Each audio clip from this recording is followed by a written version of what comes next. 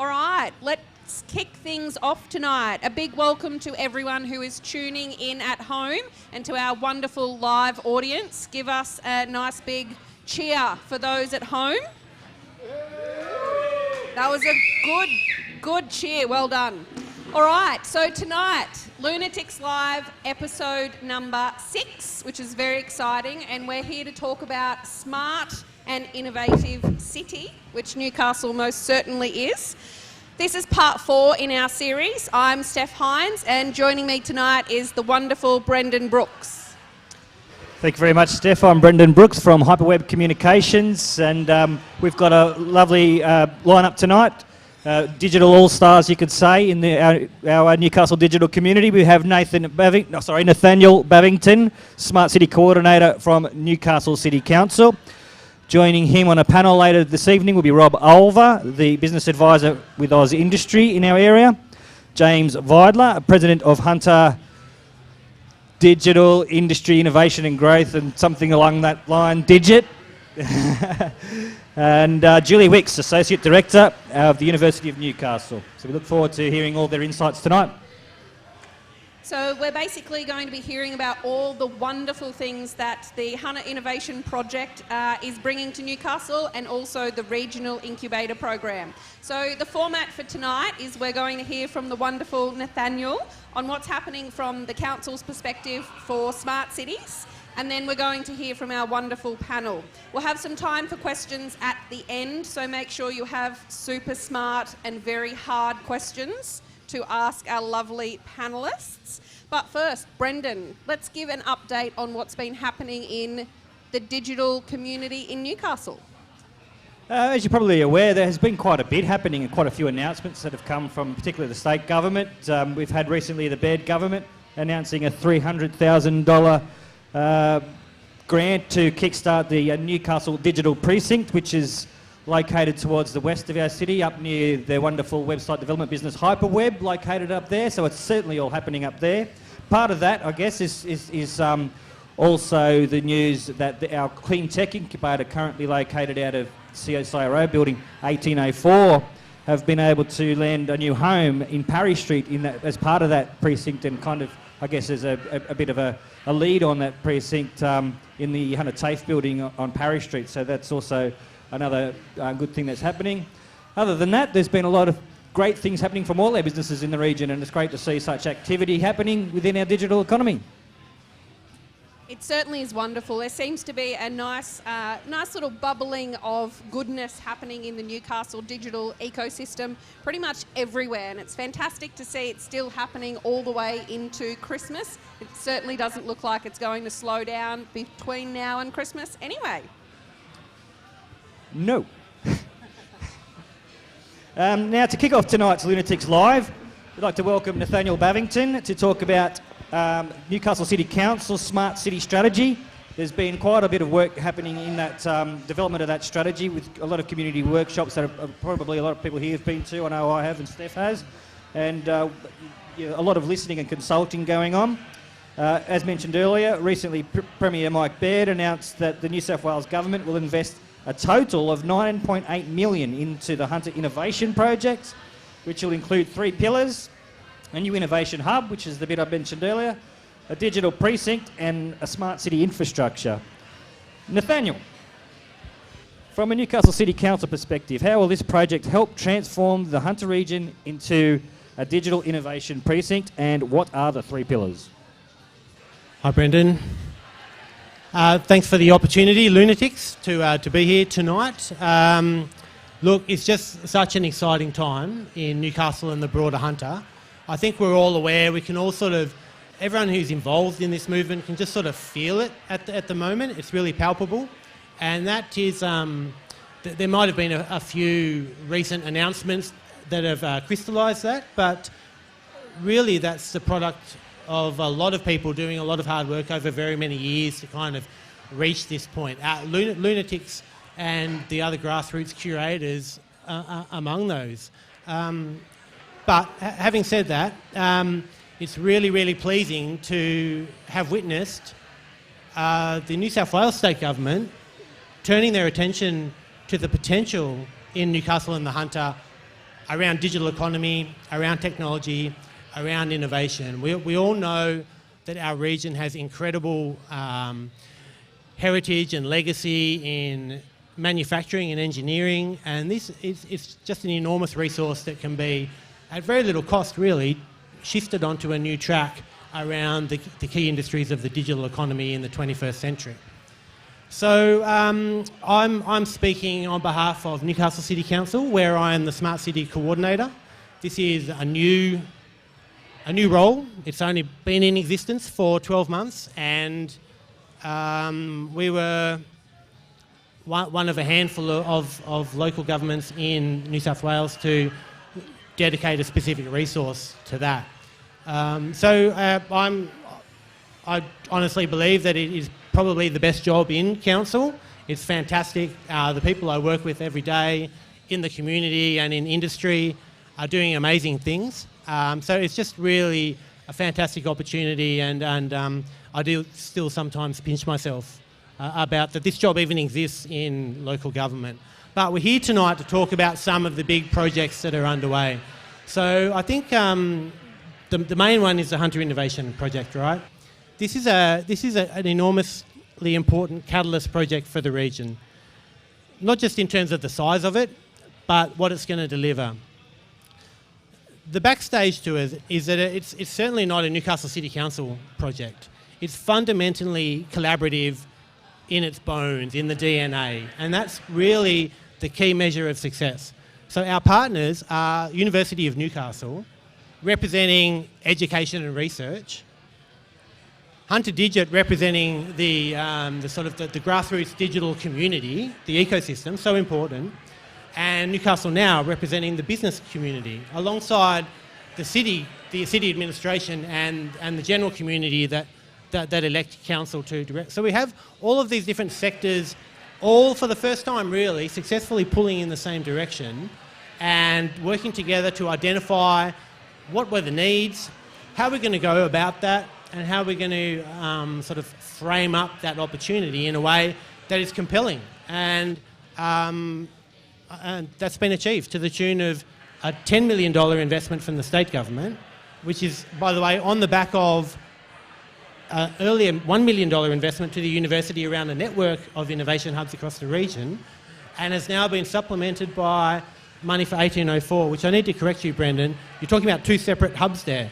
Okay, so the hub you've described at 1804 is in the West End, and that's going to have a real tech and maker space. And the state government is funding, through the Hunter Innovation Project, a capstone, state-of-the-art, brand new building on Auckland Street, which is near Civic Park, as part of the university campus.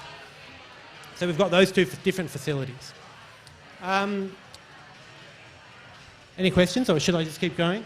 How important, I'll jump in. Yeah. How important are those two buildings for Newcastle?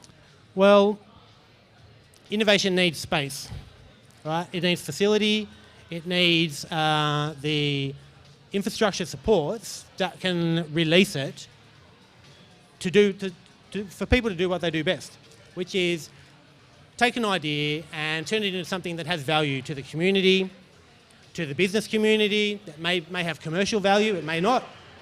Commercialization is a focus, business development is a focus, economic development is a focus of our project, but it's also about amenity and livability of the city. So I guess what the core partners of the Hunter Innovation Project set out to do was to identify in quite a bit of detail what is the city lacking in terms of the infrastructure that will enable innovation. The three components you've mentioned are the outcome of quite extensive and robust discussions about these priorities, and that was it. The first one, a place for a physical location for innovation to happen, and more than that, a place where innovation can be made visible to the wider community. So it's not some arcane dark art, it's a place where you can go and get involved. The second was a digital precinct. The Innovation Hub is in effect, and all incubators and accelerator programs work this way, they're engines for producing businesses. But where do they go? You must graduate from the hub. The idea behind the digital precinct is that we're going to fibre up a part of the city that otherwise is just full of B and C grade building stock, lots of exposed brick and kind of that aesthetic that we know is on the money at the moment. And we're just going to provide places for startups to graduate into. It's really a play around business attraction, around co-location, around clustering. International research is adamant that the benefits for innovation from having complementary and like-minded industries and sectors co-located, that's the way to go in terms of an innovation district. So that's number 2, building an innovation district right in the heart of our city centre. The third part is around Internet of Things, it's around city data. So we're transforming the entirety of the city centre from Nobbies to the new Wickham Interchange into an Internet of Things platform, a place where we can hang all kinds of smart city infrastructure. The first cabs off the rank are smart parking and smart lighting. There's strategy behind that. Smart parking is a particular pain point in the city. If we can alleviate that and demonstrate to the community that technology can make your life simpler, easier to navigate, produce a more livable and amenable city, that's a win for us in terms of the value of the project. It's a win for the community in terms of a better and more easily engaged with city. Also has it's a low-hanging fruit in terms of it's a pretty mature technology. Smart lighting, similarly, but really the light pole is turning out to be a key asset in the smart city deployment. They're everywhere, they're regularly placed, they've got power, they're high, they're really good for hanging things off like sensors. So smart lighting was partly about the sustainability gain from introducing a newer technology around street lighting, but it's also a strategic play about taking possession of that key asset, which will allow us to do a lot more into the future. So they're the 3 pillars. The whole city centre, kitted out as an Internet of Things platform, a digital precinct, fibred up in a business-to-business environment, super fast, and an innovation hub which is at the centre of all that, which is the engine that is just producing economic development. It's a good plan. The state government liked it. The partners like it. The community likes it. It's going to change things. It's fantastic. It certainly does paint a very inspiring picture of what could be here for us in Newcastle and surrounding regions. You talked about the graduation of businesses into the digital precinct. Has there been any thought put into the support once they're out and in? Has there been any interest in particular large companies already in tapping into that potential ecosystem that can arise? Yeah. We've been working quite closely with a few international global tech vendors. And I have to say, since the announcement of the funding, my phone is just, you cannot get a message on my mobile phone. So literally every major company in the world that's in the tech space is wanting to find out what's happening in Newcastle, how can we get involved, and we're working feverishly behind the scenes to figure out exactly what type of partnering framework can we put in place to make that happen. Because at some level, some of these guys are competitors, they all bring something to the city, and we're really about making them work hard to improve the city ecosystem environment. It's not just about come here, dump some stuff off the shelf and move on to the next city. We're after long-term commitment. That's not really the answer to the question you asked. The answer to the question you asked is about how does the ecosystem support businesses from idea to commercialization. And large global corporates and tech vendors with their market reach and their capital investment, they play a role, but it's really only at that top end. There's a whole bunch of steps in the intermediate phases where we have all of the things we need to make that happen. And I think we're going to talk about that later with Rob. We definitely are. So if you're just joining in, welcome to tonight's Lunaticks Live. We've just heard from the wonderful Nathaniel Bavington on the great initiatives that Newcastle City Council have with their Smart City strategy. So I'm your host, Steph Hines, and here's my co-host, Brendan Brooks. We'll now be taking a very short 5-minute break and be back with our awesome panellists for some more questions on the exciting things that are happening in Newcastle. So as we go to a break, I'd like to say a big thanks to the Lunatics for putting on tonight, and to our wonderful Hunter TV for this brilliant setup and the live stream, and Foghorn Brewhouse for this wonderful setting and their very yummy beer.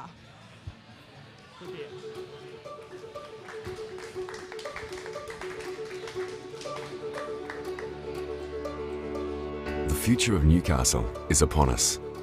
We are in an era of unprecedented progress.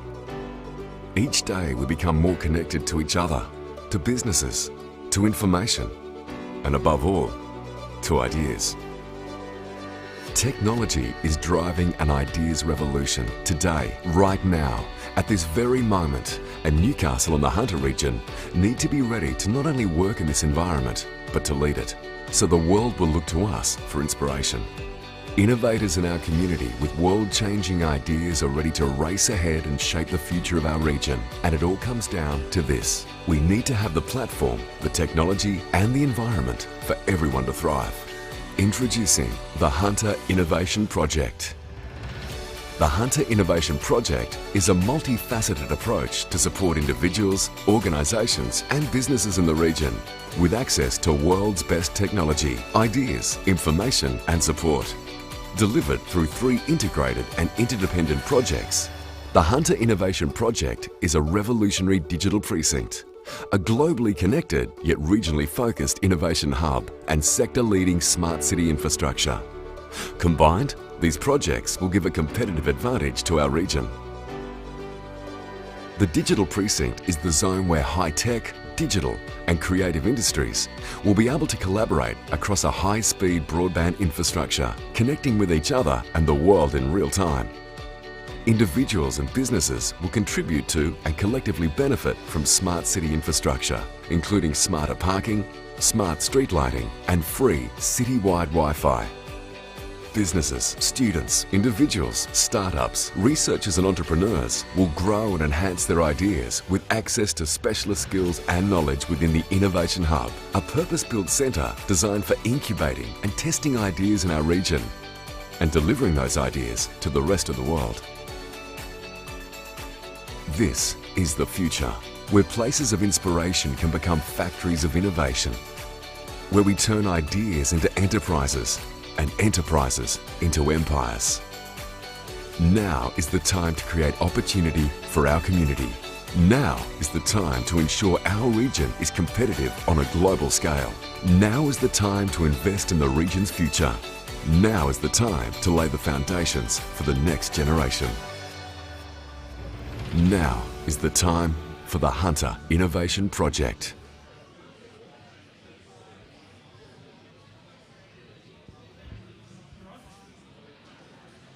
Yes, thank you very much. Welcome back to Lunatics Live. Up now we have our great panel who are now sitting here up on the stage, and I think it would be more beneficial to hear from the individual panellists introduce themselves. So firstly, James Vidler. Good evening. My name's James Vidler. I'm the president of an organisation called Hunter Digit, and we're a digital economy and innovation sort of advocacy group. We're one of the partner organisations within the Hunter Innovation Project. And that really came about really quite organically. I think Hunter Digit, Newcastle City Council and Newcastle Now, we're all working on very similar kind of ideas for the Hunter Infrastructure Investment Fund submission. And we started working together, and then the university came along and we thought, oh, well, this is a really good story. And it is a really good story. And Hunter Digit's role in all of this is really to reach out to the community, whether it's grassroots organisations, but also industry as well, to make sure that everyone's got a voice in the sorts of things that we're trying to achieve. Yeah, that's about it.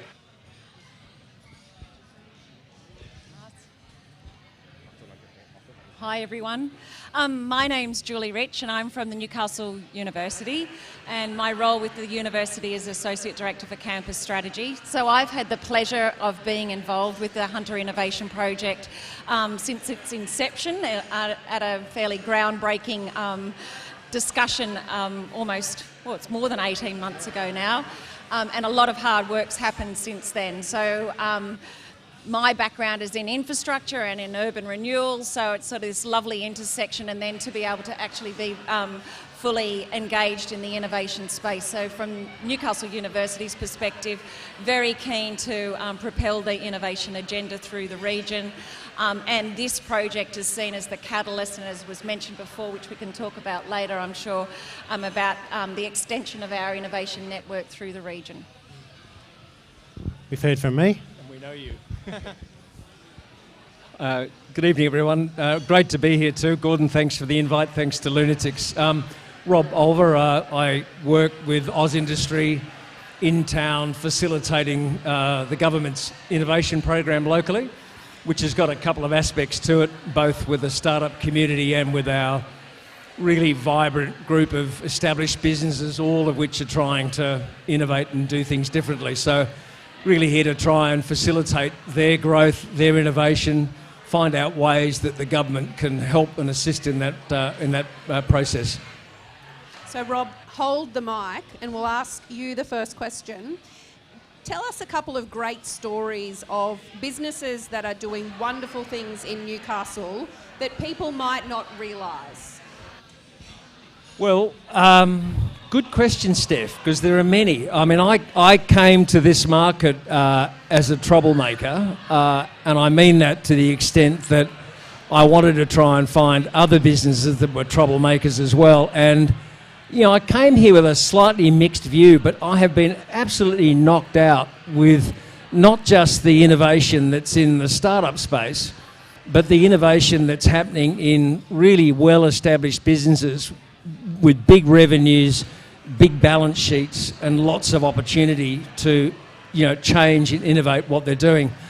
I was talking to the gang a little earlier. I found a business down in Terralba, very well-known environmental and heritage management consultants. Through a quirk of fate, working with a particular client doing some environmental research, they've developed one of the most powerful geospatial data platforms that I think anyone's ever seen, and it's on the cusp of being something that's going to be really important for this region. So they've split it out, well-established company, split that business out into a smaller business.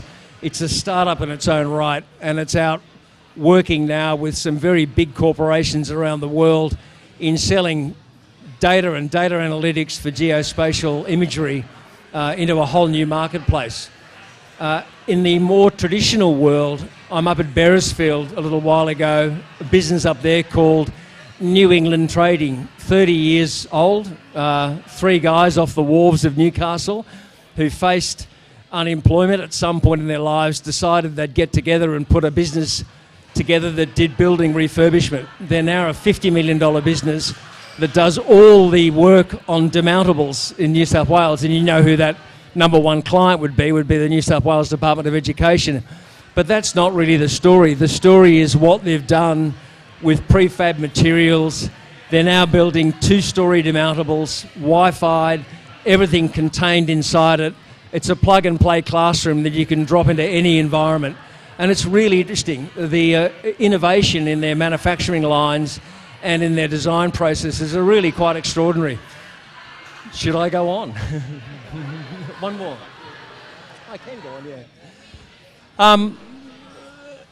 Satellites, I'll leave that to you. Satellites is here. Now, look, I won at a slightly smaller level, and I think a few of us know this client. Here's a company that started life early in the drone space. You know, it's a little bit cliched these days because who hasn't got a drone? But these guys did exceptional work early by aligning themselves with some rather large industrials. So really looking at asset management and really mission critical, if you like, data in an engineering sense. They've gone from being a simple drone company to now being one of the really most innovative data capture companies. So their business models morphed from flying drones to being able to gather extraordinary amounts of data and display and present that data to users in a really compelling form. So, you know, Own a drone business, you're probably not going to change the world. Own a business that can take data from autonomous vehicles and drones, make it visual, make it useful, display it on a platform, really interesting business. So, yeah, another great example of what's happening in the region.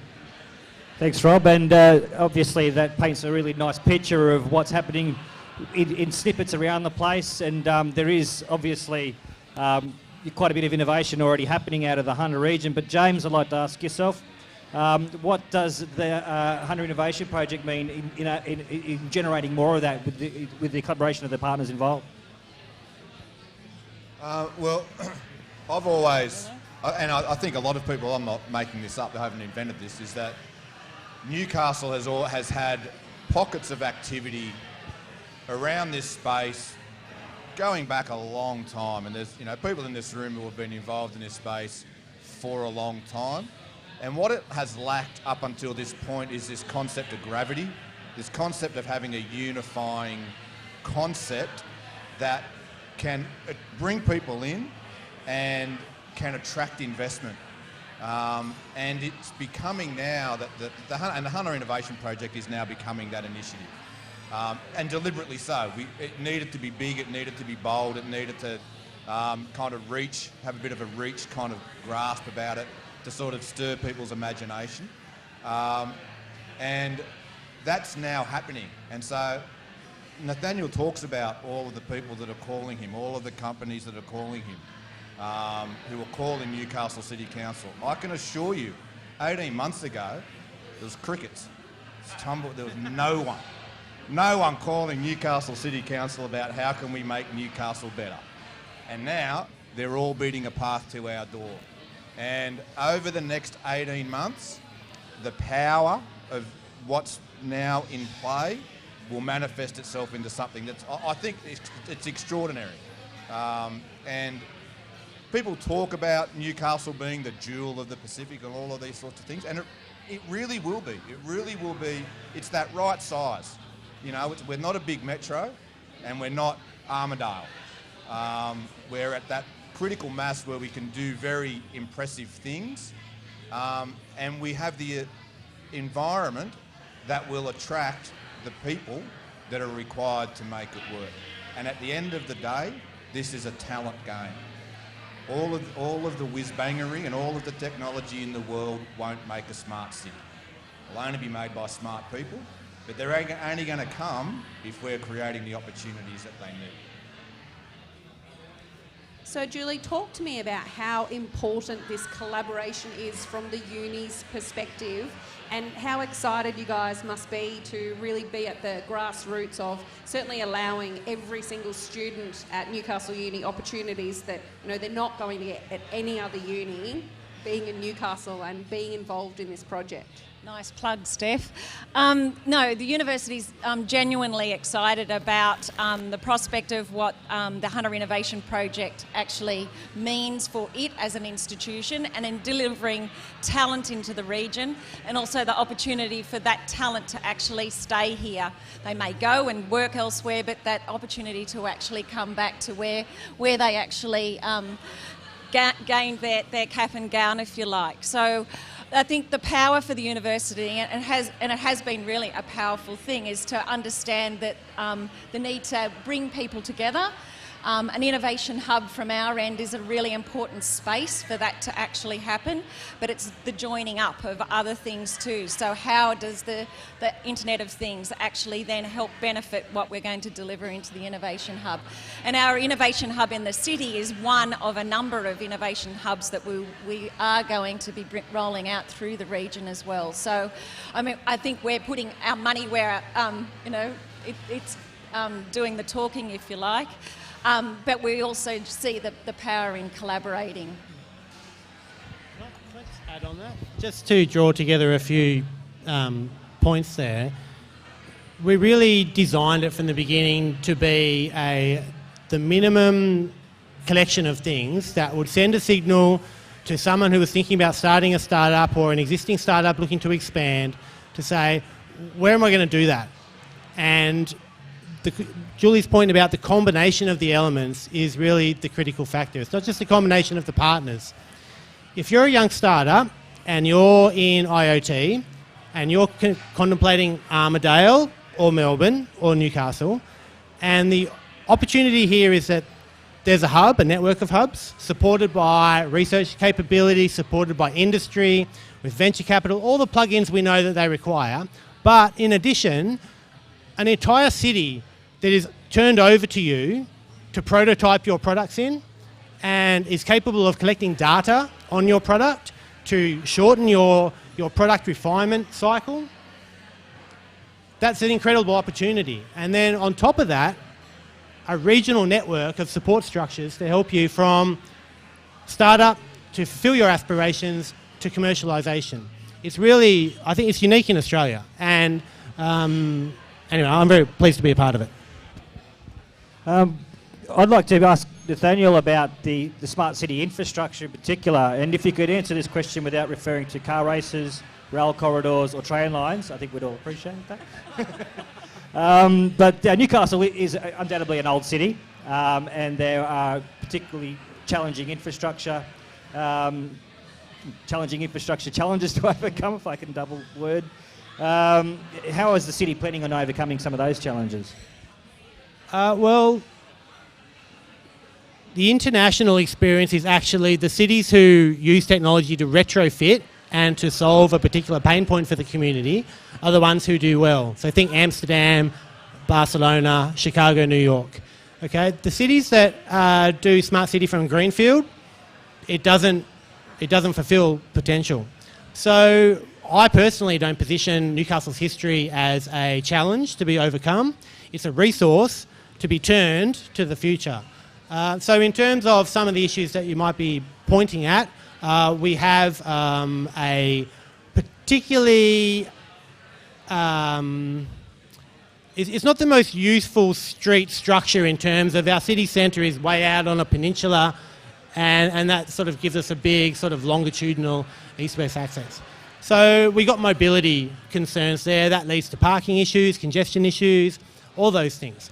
How can Smart City help to alleviate that? It's really about kitting out the city to be able to collect information on itself, to provide that in a timely way when people are about to make decisions. If you had the opportunity to know before you came into the city it was better to drive to a park and ride and jump on the future light rail than come into the city and try and drive around for 10 minutes to get a parking spot, would you do that? If it also gave you a platform to book the Uber that was going to take you from the light rail station the last mile to your meeting through the same platform, suddenly you're talking about that's an advantage, right? So there's lots of ways. There's 100 different ways, and we've got a list. It's long, and there's probably about 6 or 7 things that'll go in the next couple of years. But really, the opportunity here is an entirely open-ended environment. That's the beauty, and that's what the state government signed up for. They're building the infrastructure that is a platform that will be built on for the next 20 years. So clearly the perceived challenges that I alluded to are in fact the generators of future innovation and a future roadmap on how other places similarly set out can do. And so it's, as you said, greenfields places, you just come in, set up at what you already know. Here in Newcastle there's an opportunity to overcome things using innovation and creating opportunities for people to to develop on top of that. James, I'm sure you're going to expand on that as well. So the Internet of Things is also kind of deliberately chosen as well as the key innovation kind of centrepiece from a technology point of view. It's depending on who you speak to, and Cisco say it's going to be $20 trillion by 2020, but they would say that. But it will be trillions of dollars. It's $1 trillion industry that will grow and grow and grow from this point over the next 20 years. And the big cities have got a kind of lock on it at the moment. So New York, London, Tokyo, because they've got different problems. They've got different traffic problems. They've got different people moving problems. They've got different waste management problems, different utility problems. And they're using the Internet of Things to solve those problems at that scale. However, there's tens of thousands of cities the size of Newcastle around the world. Those large metropolitan, maybe not tens of thousands, that's probably overstating. It could be. Okay, let's say tens of thousands of cities the scale of Newcastle. And where we're positioning ourselves is to be the preeminent regional centre that solves these problems and then exports that expertise to the rest of the world, getting in first. Because not a lot of centres, the big companies, until now, haven't been looking at Newcastle. So, or cities the scale of Newcastle. And so that's the idea. The idea is to get in and position Newcastle as that preeminent Internet of Things and innovation regional centre. Which is really exciting, and I guess very exciting for startups and established businesses who are looking to do something in this space. Does anyone want to tackle what that might look like for a startup or a small business, a large business who's really wanting to work in this space and maybe work with the uni or the council or anyone else? I'll have a go, unless someone else... And then I'll add. We've got a strategy in development called Living Lab, which is a collaborative innovation model. And I was alluding to it before in terms of creating a city environment that is open to industry and startups to work in and work with. That's the centrepiece of it, but it's really about saying the city is open as a test bed. The types of things we'd like to test bed are city energy, autonomous vehicles, multi-mobility as a service,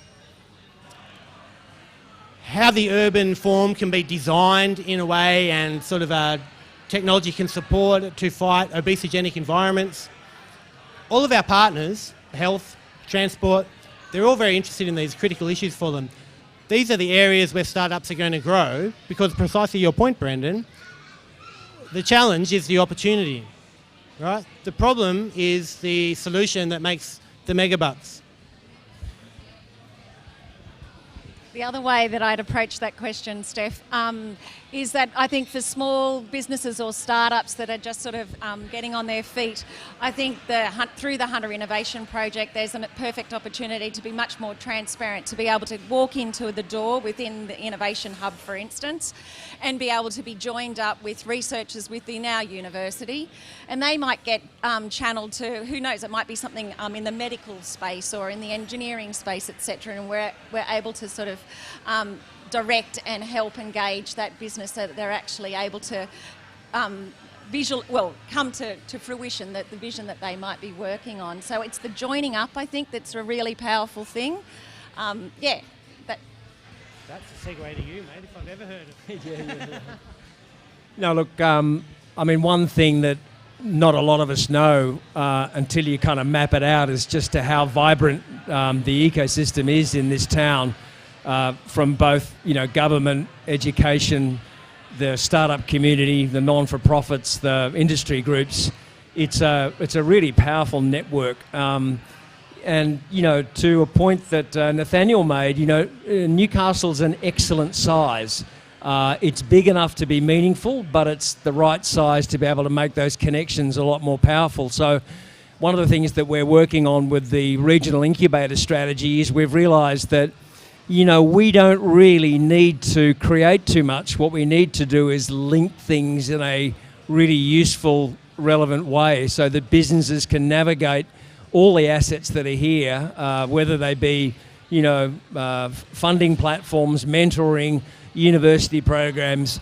If we can organise that ecosystem that currently exists, it's a very, very powerful proposition. And what's good about it is that it does open it to any kind of innovation, whether it's medical research, whether it's industrial research. There's a stakeholder here in each of those categories in some way, shape or form that's got a vested interest in wanting to see a business come through that process really well. So, it's a very vibrant place. If you line the university up with some of the industry groups, with things like the Hunter Medical Research Institute, any of these big influential stakeholders, that are many of them are world-class institutions, it's unusual, Cyro's in town, it's unusual to have that level of gravity that you can access in one particular spot so easily. So yeah, it's a great place for that. While you're talking about institutions and investment of that expertise in the region, I'd like to ask Julie about the university's role We've heard tonight about the business startups and the existing businesses that can take advantage of the economic growth and development of new opportunities. What does the university look forward to in terms of research and collaboration? Recently we've had Hunter Research Foundation come into the university, Newcastle Innovation come into the university. Obviously Newcastle University has become very business focused and very much part of the business community in recent years. So obviously this is a follow on from that, and so it's exciting to see and it'll be exciting to hear.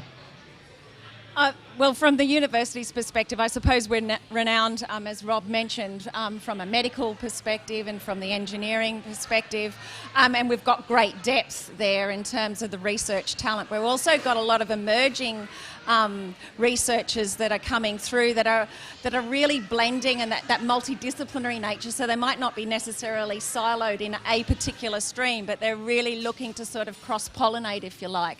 And I think that's really exciting. And then being able to join those people up with people that are coming in with ideas but are not quite sure how to actually take that to the next step. I think that's a really, really powerful thing. And for the university, that can only be a win-win in terms of our research profile grows and our connections into industry, etc. grows. So it's a definite two-way street.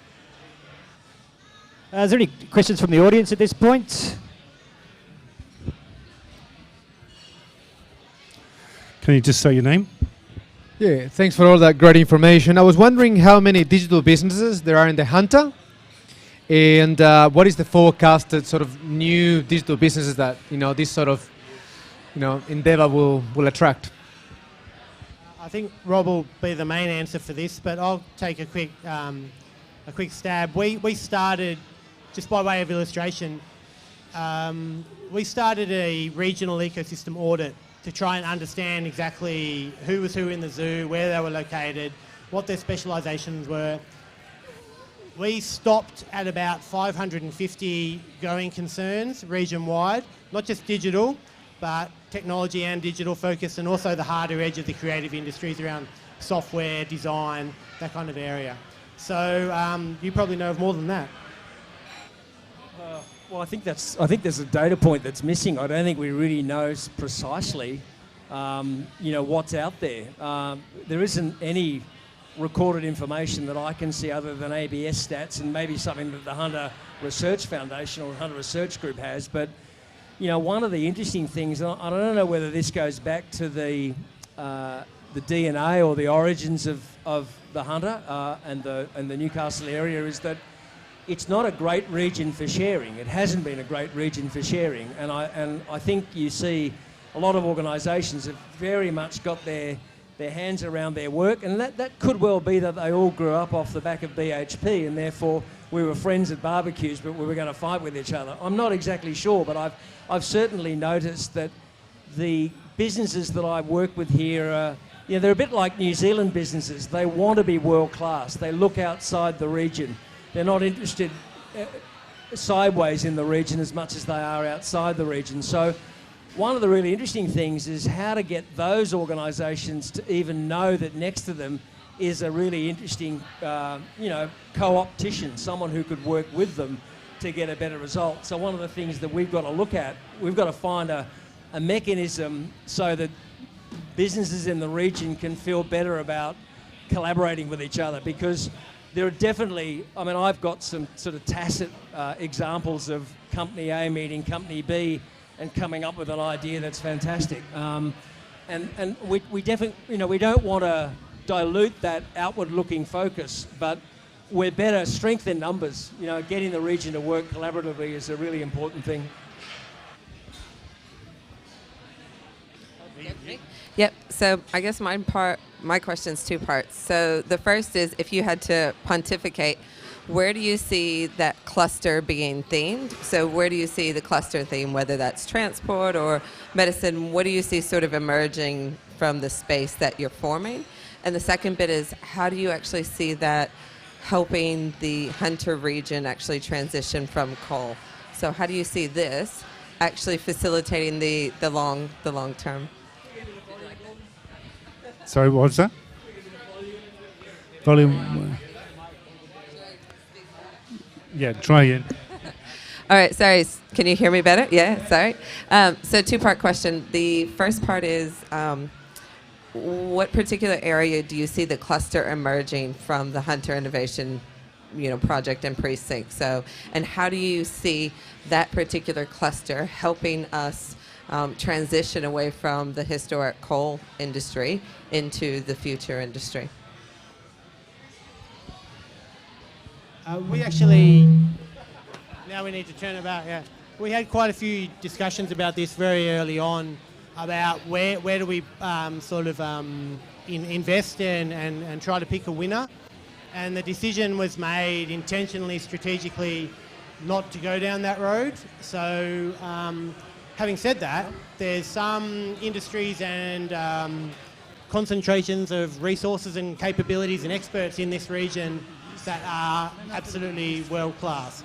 And that is around clean tech and renewables, energy and resources, health. These are areas where we have a competitive advantage. We've got a really strong creative industries underbelly that is, I think, ripe for mass commercialization, if you like. We've also got a met sector that, due to the downturn in coal, is really, really hungry to diversify. And those companies are big on engineering and manufacturing. So that would be the 5 things that I'd nominate. Advanced manufacturing, creative industries, health, clean tech, and energy and resources.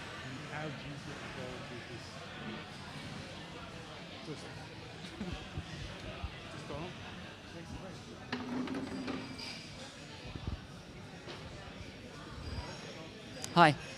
I work for a microfinance company that's been operating in Newcastle for the last 7 years. For the last 4.5 years, we've been supporting a lot of startup businesses. We're a not-for-profit, so we're not looking to profiteer from our engagement.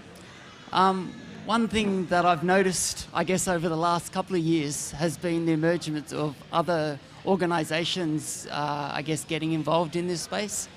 And I think it'd be interesting to keep on working on that collaboration.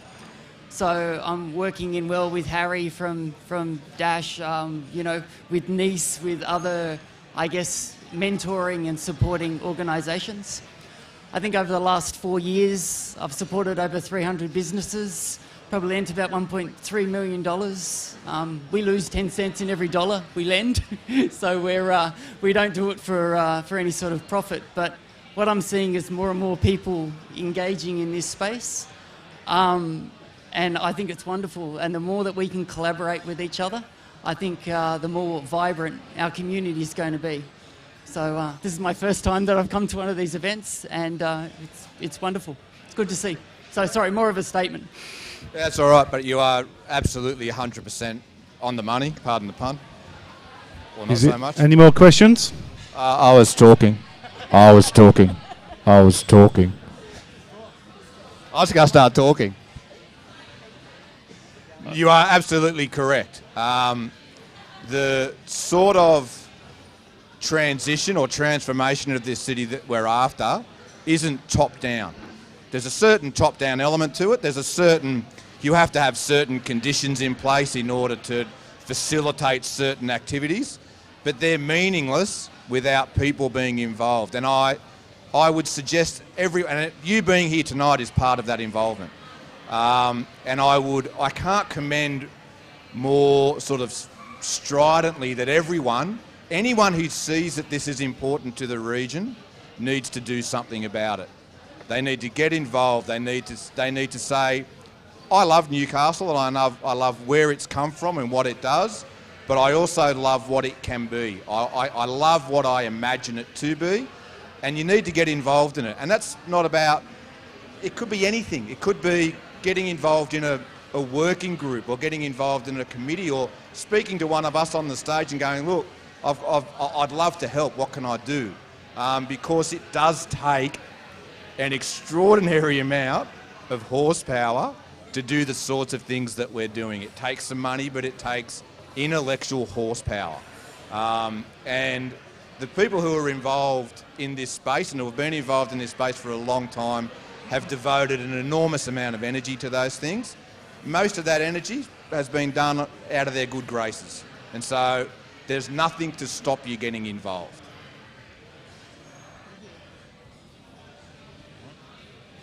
Hi, how you going? My name's Chris. I work for a mining software company, which went from around 100 employees. Sorry, just wait. I'll start again. My name's Chris. I work for a mining software company that a few years ago was employing close to 100 people, and it's gone down to now around about the 25, 30 people. There's some very smart people that worked in that company who have spilled out into the wider Newcastle community. They're still in the community. And I've got two questions really. One is how to engage those people who, many people I think who work in the software industry are constrained by the companies they work for in terms of what they do. But there's a great deal of expertise out there that I've come across in just the last few years. And the second part I'm interested in is to do with data and the how open that data is going to be. So by the sound of it, there's going to be a certain amount of council data made available to companies. Is that also going to be made available to individuals, and how do you control that? I can do the second part straight up. Absolutely. We'll be collecting city Internet of Things data, real-time data. We'll be provisioning our own big data sets from our own data archives. We'll be encouraging big city partners to be doing likewise. All of that will be hosted in a publicly accessible environment. We adopt principles and philosophies of open data. We'll be working hard on the metadata standards to make data shareable across platforms. So absolutely. Will the community be able to see it? Yes, in a dashboard, but also if they are a data geek, then they can access it and take it home and play around with it as well. So our philosophy is open all the way. And that's a great question on digital talent. And, you know, I'm looking for troublemakers in this space big time because we have a big problem. I mean, in my own naive way, we pitched an idea in at the Innovation Festival earlier in the year called the Brain Train, which was a repurposed carriage heading to Sydney every morning where you could get a coffee and have a laptop, have a meeting and actually charge your phone on the way. And I was, you know, I have to say I was kind of a jealous view of the world because the train trip needs a bit of work. I've subsequently learnt that it's actually the brain drain. At $1,300 a day, the development community of Newcastle is going to Sydney.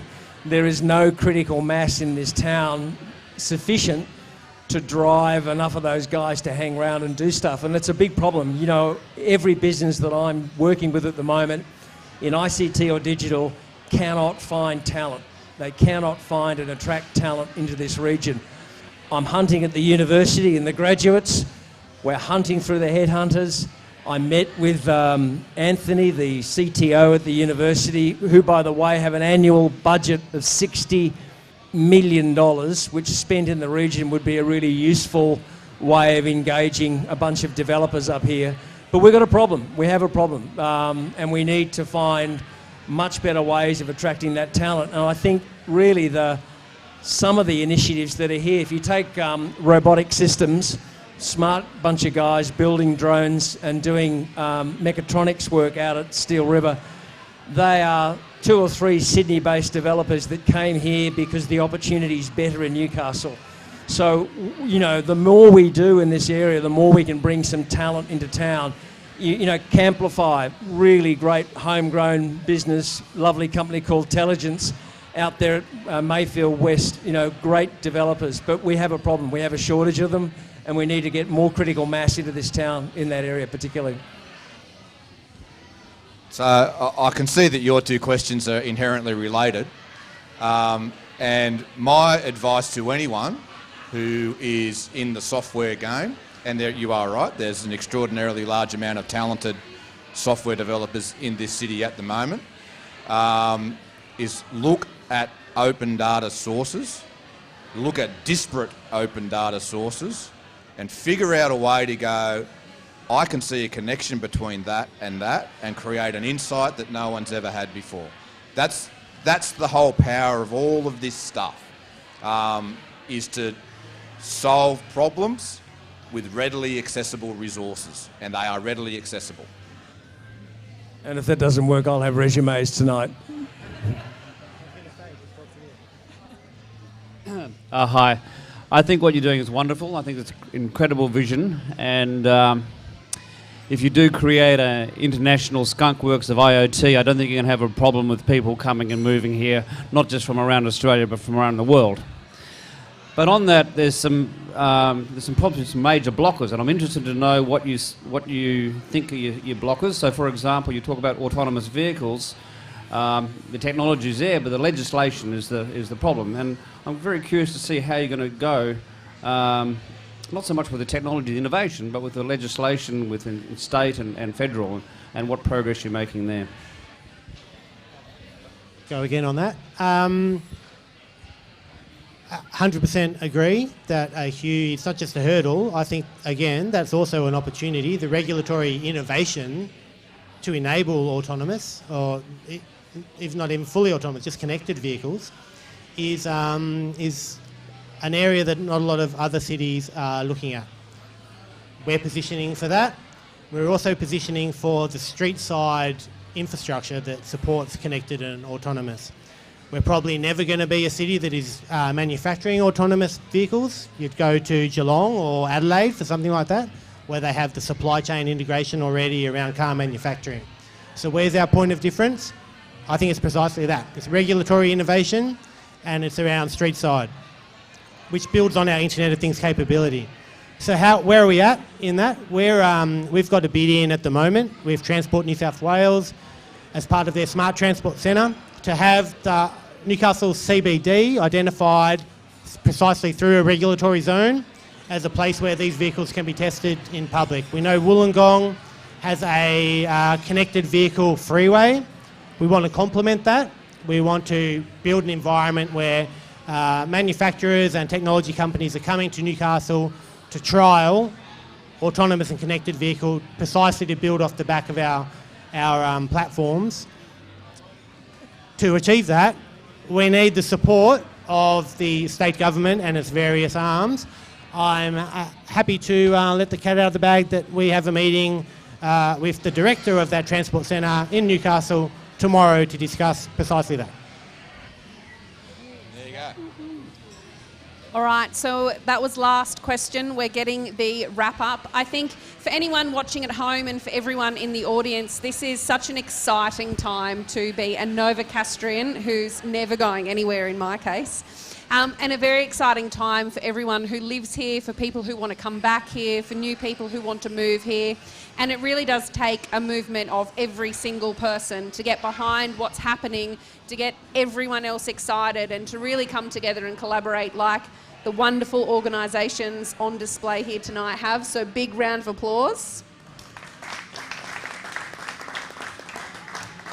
So if you do want to get involved, if you're as excited as Brendan and myself, then you should definitely get in touch with Gordon at the Lunaticks, get in touch with everyone on the stage, and really just get that momentum happening from the grassroots. So that is now a wrap on Lunaticks Live, episode number 6. I'd like to say a big thank you to Rob, Nathaniel, Julie and James for their time tonight and for your tireless work in getting the Hunter Innovation Project and everything else that you guys are doing up and running for our wonderful city.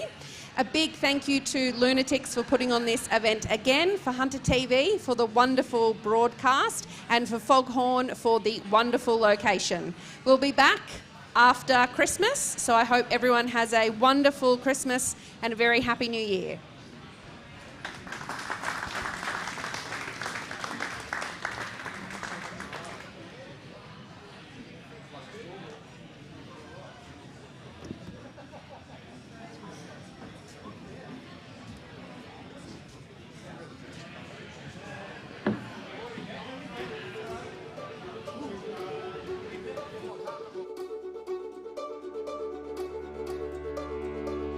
future of Newcastle is upon us. We are in an era of unprecedented progress. Each day we become more connected to each other, to businesses, to information, and above all, to ideas. Technology is driving an ideas revolution today, right now, at this very moment, and Newcastle and the Hunter region need to be ready to not only work in this environment, but to lead it. So the world will look to us for inspiration. Innovators in our community with world-changing ideas are ready to race ahead and